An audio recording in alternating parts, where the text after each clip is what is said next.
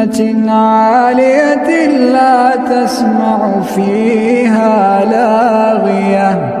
فيها عين جارية فيها سرر مرفوعة وأكواب موضوعة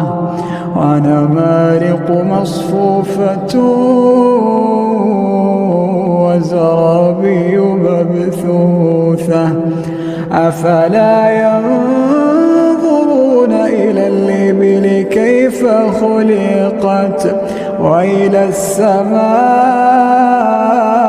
السماء كيف رفعت وإلى الجبال كيف نصبت وإلى الأرض كيف سطحت